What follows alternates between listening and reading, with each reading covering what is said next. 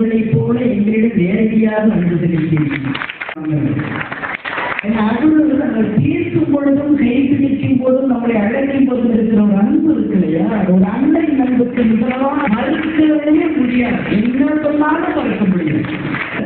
எவ்வளவு பணிகள், ஒரு பக்கம் தளபதி, ஒரு பக்கம் சின்னது, ஒரு பக்கம் கழகம், ஒரு பக்கம் விழாக்கள், ஒரு பக்கம் பேரு, உதவி கொடுக்கிறவன் தேடி போன கதை இல்லை. எப்ப போன் பண்ணாலும் ஒரு ரூபாய் என்னுடைய அம்மா அப்பா போன் பண்ண ஒரு சந்தோஷம் கிடைக்கும். அண்ணன் சேகர் பாபுவிடம் இருந்து அந்த கலைவீட்டு வருவாங்க. எனவேதான் எவ்வளவு நம்பிக்கை கொடுத்து வச்சிருக்கணுமோ அவ்வளவு நம்பிக்கை. அந்த அளவுக்கு இருந்த பதிலால் இவ்வளவு கண்மூடித்தனமாக இன்னைக்கு அதே அநேகமா இது 3வது மேடை என்று நினைக்கிறேன். ஏற்கனவே 2 மேடை முடிச்ச நேரத்தில் ஓய்ந்து உட்கார்ந்து இருக்கும். அண்ணன் சேகர் பாபு அண்ணன் கழகத்துக்காக உழைக்கிற உழைப்பு என்பது ஒரு வாரம் ஓயாது. ஏன் என்றால் அதனால்தான் இன்றைக்கு தலைவர்களுக்கு நீங்கள் கொடுக்கிற பரிசு என்பது 26 வெற்றி பெற வேண்டும் என்பதுதான் பரிசு என்று சொன்னார்.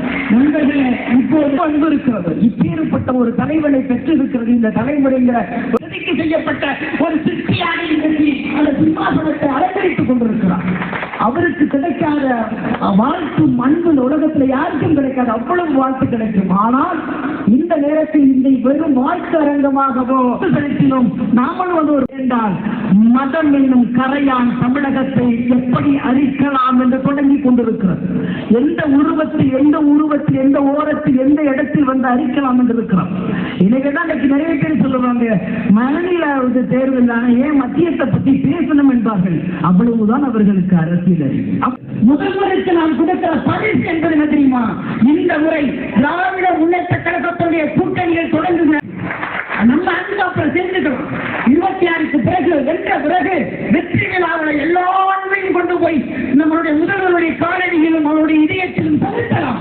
ஆனால் இப்ப ஒவ்வொரு நிமிடமும் பூமியை போல உறங்காமல் ஓட வேண்டிய ஒரு காலகட்டத்தில் இருக்கிறோம். காரணம், இங்கே மாநிலத்துக்குள்ளே பிரித்தாளுகிற தன்மை நடந்து கொண்டிருக்கிறது நண்பர்களே.